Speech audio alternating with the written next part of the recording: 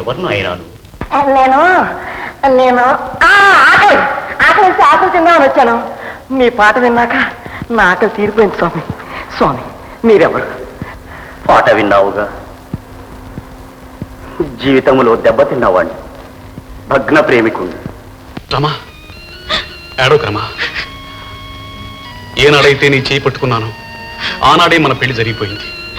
ఇది మన మొదటి రాత్రి. మన కలయిక జీవితాంతం మరుపు రానిది. రమా ప్లీజ్ రమా, ఏడోకు.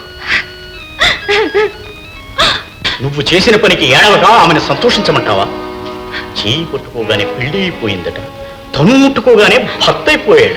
ఏమండి, మేమిద్దరం ప్రేమించుకున్నాం. ఆపు! ప్రేమంటే కామం కాదు, అది అతి పవిత్రమైనది. క్షమించాలి. మేము నువ్వేం మాట్లాడ, నువ్వు చెప్పు తల్లి. నా జీవితం వారికి అర్పించాను. పండినా ఎండినా వారితోనే. మేము త్రికరణ శుద్ధిగా ప్రేమించుకున్నాం. ఈ జన్మలోనే కాదు, జన్మ జన్మలకు మేమిద్దరం భార్యాభర్తలు. ఆ మాటే మీ జీవితానికి బాట కావాలి. 10 మందిలో పెళ్లి చేసుకుని 10 కాలాల పాటు చల్లగా వర్తిల్లండి. కళ్యాణమస్తు. నీ పేరు నాయన?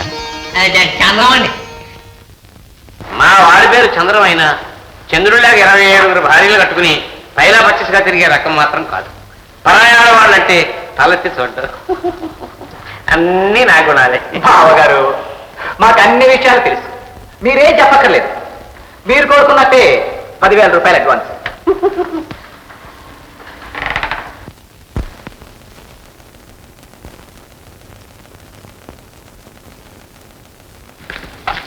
అమ్మా ఎక్కడున్నావు?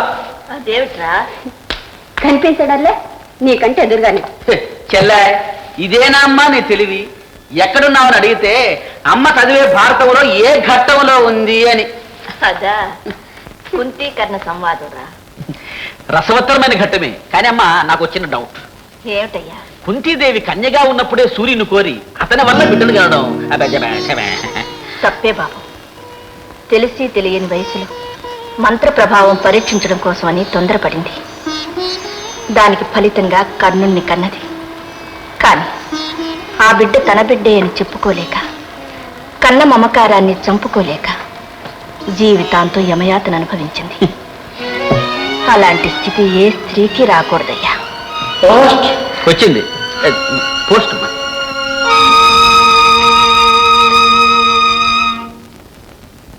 అమ్మా, ఉత్తరం మీకు. ఎవరమ్మా? నేను చదువుతాను మేడం. అన్నయ్య వస్తానండి అయితే. ఏం పర్వాలేదు.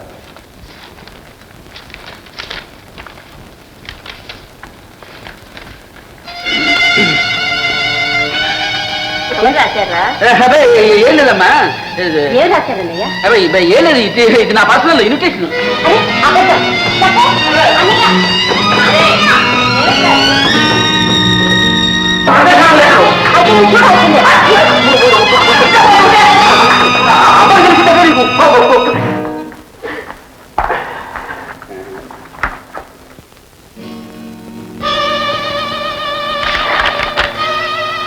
రామచంద్రంలో ప్రేమించుకున్నారు. వెంటనే పెళ్లి చేయండి.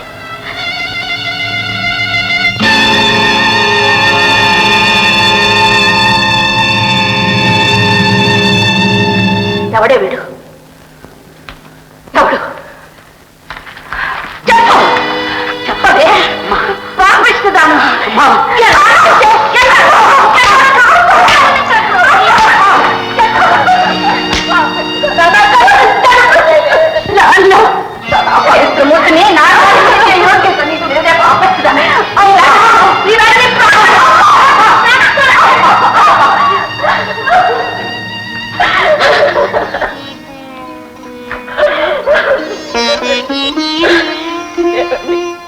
నన్ను క్షమించండి. మీ పేరు ప్రతిష్టలకు వంశ గౌరవానికి మచ్చ రాకూడదనే తాపత్రయమే నన్నింత కఠినంగా ప్రవర్తించేటట్టు చేసిందండి. క్షమించండి. నువ్వు తొందరపడ్డావు. ఇప్పుడు ఏంటి లాభం అని చెప్పు. కాలేజీ కొంటే అమ్మాయిలు కావాలని గొడవ చేసి నా ఫోటోలు తీసి ఇక్కడికి పంపించాలన్నయ్య. అంతేగాని నీకు ఇష్టం లేదన్నమాట. ఏమ్మా, నువ్వు అతన్ని ప్రేమించావా లేదా? ఓహో, మౌనం అర్ధాంగీకారమా?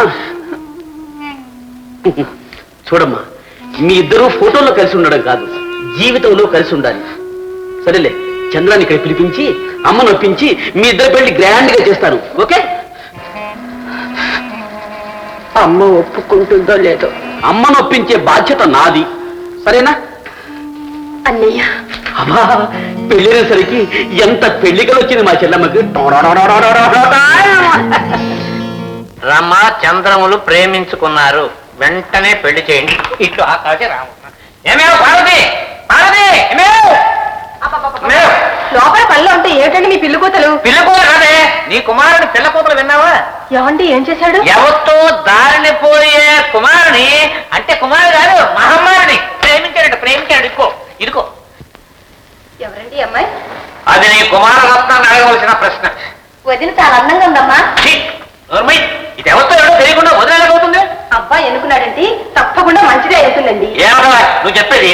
కొనే ముందు కళ్ళని, పెళ్ళాడే ముందు చెవుల్ని ఉపయోగించుకోవాలనే సంగతి మన కురకుండా తెలుస్తుంది. వాడేం పసిపిల్లాడు కాదు, మీకంటే చాలా తెలివైన వాడు. ఆ అమ్మాయి సంగతి అంతా తెలుసుకునే ఉంటాడండి. అంటే నువ్వు అనేది ఈ మహమ్మారి కోసం 50,000 రూపాయల కట్నం, 10 ఎకరాల మాగాని, మహాలక్ష్మి లాంటి కోడల్ని వదులుకోమంటావా? వదులుకోమని నేనేం చెప్పడం లేదు, కానీ ఈ ఆకాశరామన్న ఉత్తరాన్ని నమ్ముకొని అనవసరంగా తొందరపడద్దు అంటున్నానండి. నా మాట కూడా విను. హరి మీద గిరిపడ్డా, గిరి మీద హరిపడ్డా, వాడు నేను గీసిన గీటు దాటకూడదు, నేను వాళ్ళకి ఇచ్చిన మాట పోకూడదు, అంతే. ఏంటంటే అబ్బాయి అప్పుడే పెళ్లి చేసుకున్నారా? చూడటానికి బలి తిరగా బరికలాగా ఉన్నారు. నీకు కూడా చిలక నుంచి పెళ్లి చేస్తాను, కొడుకు గోరింకలేదు. ఏడలా గబ్బిలో సిగ్గుపడిపోతున్నావు? ఆ మొహం చెవిట్లో పెట్టు.